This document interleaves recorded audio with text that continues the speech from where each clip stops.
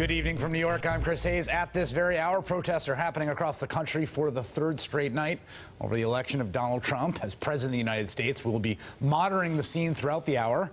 After adopting a relatively conciliatory tone in the first 48 hours after his victory, Trump last night abandoned that posture to assail the protesters, tweeting, "Just at a very open and successful presidential election, now professional protesters incited by the media are protesting. Very unfair."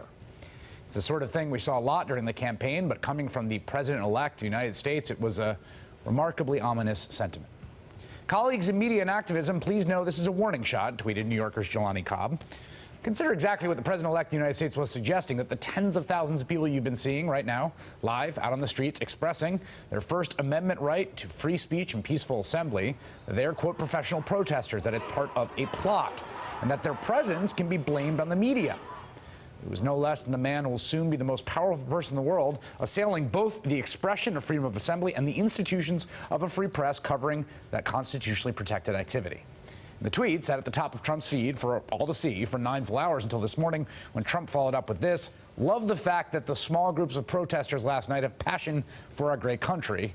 We will all come together and be proud." Joining me now, filmmaker Michael Moore, whose new film is Michael Moore in Trumpland. And you've been monitoring these protests. They've been happening, I think, I've been part of them. I've been part of them. They've been quite organic. I mean, that is, nothing could be further than the truth. The first night, I was just in a cab going to a documentary meeting, and all the traffic got stopped. And I said, "What's going on?" "Oh, there's a protest out there. Let me out." And I just joined it. I mean, that is literally, no memo has gone out to anybody. This is just organically happening, and it's happening all across the country, not just in the big cities. It's happening in mid-sized cities. It was in Nashville and Milwaukee last night, and I just got photographs. Yeah, we may have it or we may not, but describe. Oh yeah, well, they just sent me from the town that I live in Michigan. It's a small town of 14,000 people. This is just an hour or so ago, and they've already taken to the streets in Traverse City, Michigan.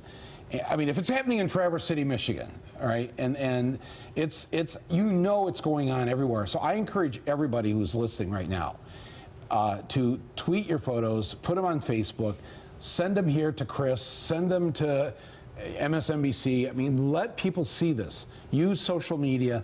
This is a powerful moment. And frankly, as soon as Chris and I are done talking, turn the TV off or hit record. Then turn it off. Then go out. Find it, and if it's not happening in your neighborhood, make it happen. Call up some friends, call up some neighbors. This is going to go on all night tonight. Let me ask you this. I mean, what we've seen a real sort of reinvigoration of street protest in the last, I would say, 5 years in the Obama presidency. I think Occupy Wall Street, which started in September 2011, Black Lives Matter movement, some of the direct action that's been done on the environmental front, particularly the DAPL, Dakota Access Pipeline, where there's been a standoff, and it's been an incredibly brave showing of nonviolent force. Where do you see that going? Because it seems to me that this is an expression of civil society, certain segments of society saying, we do not approve of the rhetoric you've used or the plans that you've laid out. We do not approve of our fellow citizens being targeted. And then what? How does that build power to your mind? Okay, well, first of all, this is going to grow larger than anything that we've seen in recent memory.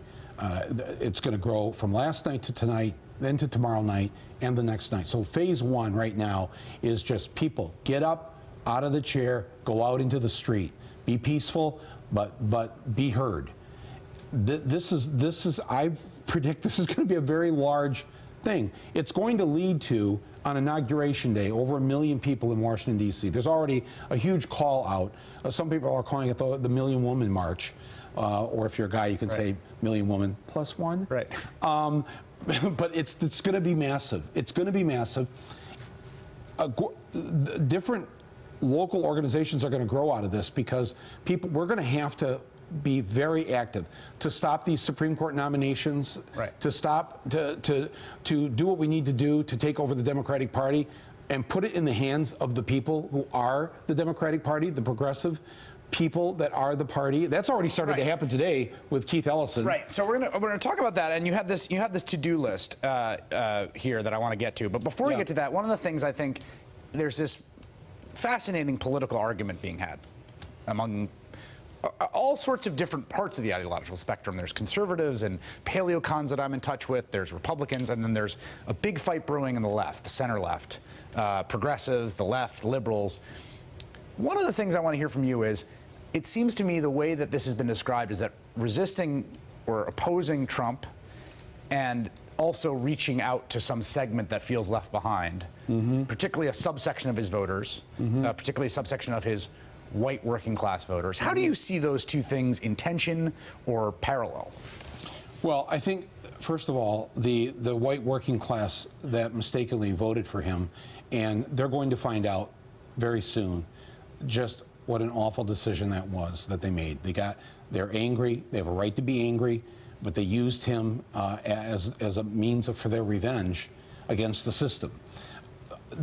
We won't be able to convince them right now. Right. They're going to have to find out he's going to make their lives even worse as a result of electing him. Our job right now really is to just not do a whole lot of thinking. Don't hold a whole lot. I get nervous when someone says that as political advice. No, I really do. No, seriously, you know this. You don't want to overthink things, right? You must have dated at some point in your life. Don't overthink things, Chris. Thank you, Mike. You have to be spontaneous. You have to go, yeah, that's right. I've sat here for the last 2 or 3 days, depressed, upset. How did this happen?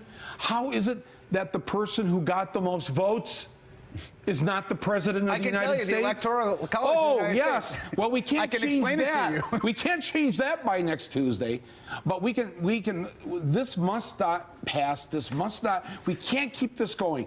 I'm just encouraging people right now. It's okay to operate on your raw energy and emotion because our voices must be. Look at Trump's tweet. The tweet you just showed. He's talking about just had a great presidential election, and now these protesters are out here. Very unfair, very unfair. You know, that he's rattled already? Right.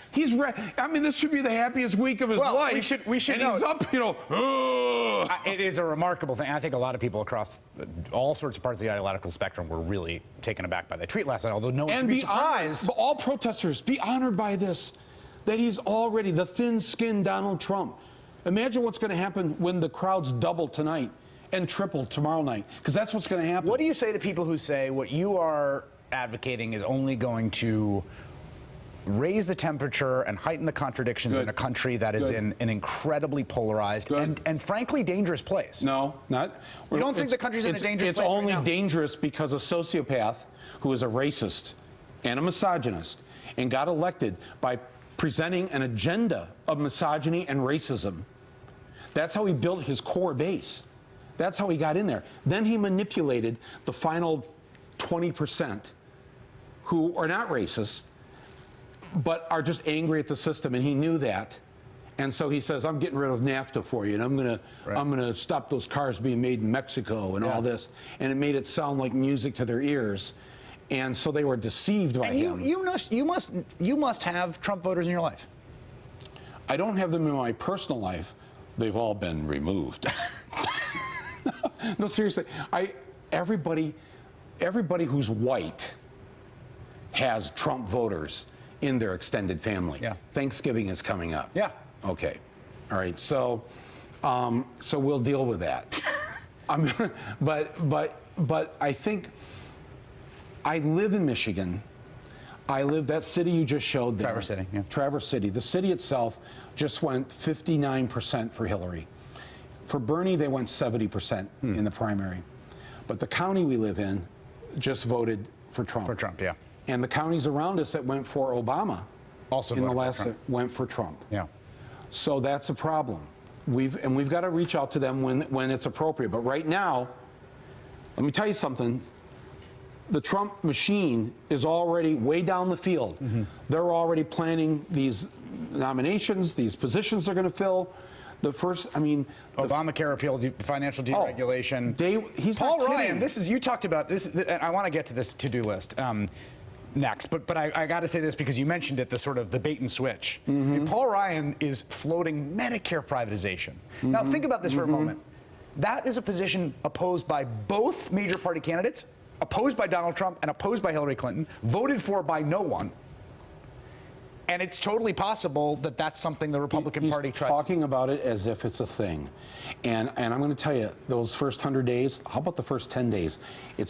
Seriously. Capitol Hill, it's going to look like a Marx Brothers movie where they're just going to be whipping. Who's got a bill? I got a bill. Yeah. Who's got a bill? Another bill. All those in favor. Ding. All those in favor. Ding. You know, this is how it's going to go. It's going to go like that. And we're over to the White House to sign. And liberals are going to be like, whoa, wait a minute. Wait, that's not fair. You know? Yeah. Get the game face on, everybody, now, because they are deadly serious about this, and it will be years before we undo the damage of their first 10 days. All right, so quickly, remember Clinton won the popular vote, which you mentioned is number 5 in your list. Yeah, never forget that. There are 4 more. Take over the Democratic Party? Yes, immediately. Remove them all. Fire pundits who won't acknowledge reality? I see the desk is mostly empty here tonight. Thank you, Chris. Next. Thank you for sparing me your purge. Dems in Congress who won't fight must go. Primary them. That's absolutely. That's what the Tea Party did. People forget. The first thing the Tea Party did wasn't go after Democrats. That's right. I mean, it did in terms of right away. It showed up at those town halls. But electorally, the first thing the Tea Party really did was primary Republicans. At the spring break for Congress. That's right. This coming spring. Hall. We are town halling these Democrats. And if they are not standing in front of Trump and blocking his nominations to the Supreme Court, if they are not committed to a filibuster, we are going to put them on notice that we are going to primary them in 2 years, and we're going to run candidates that are going to win. And I personally am going to be part of that process to make that happen. And finally, although it's number 4 on your list, stop saying you're stunned. Yeah, stop. Well, white people say they're stunned because, you know, no, but I didn't see this coming. If you're black or Hispanic, you know, if you're gay, if you've suffered under the oppressiveness of this system, you are not surprised by Donald Trump from day one. And when you heard him say on day one that Mexicans were rapists and murderers, you knew right then that there was trouble and there was going to be hell to pay. The train was coming. The train was coming. Speaking of train coming, we got images right now of Atlanta, which is one of the many places that people have been assembling peacefully, we should note, for protests to express their opposition to the president-elect of the United States, Donald J. Trump. Michael Moore, thank you for being with me. Really appreciate it. Thank you, Chris. Hey there, I'm Chris Hayes from MSNBC. Thanks for watching MSNBC on YouTube. If you want to keep up to date with the videos we're putting out, you can click subscribe just below me, or click over on this list to see lots of other great videos.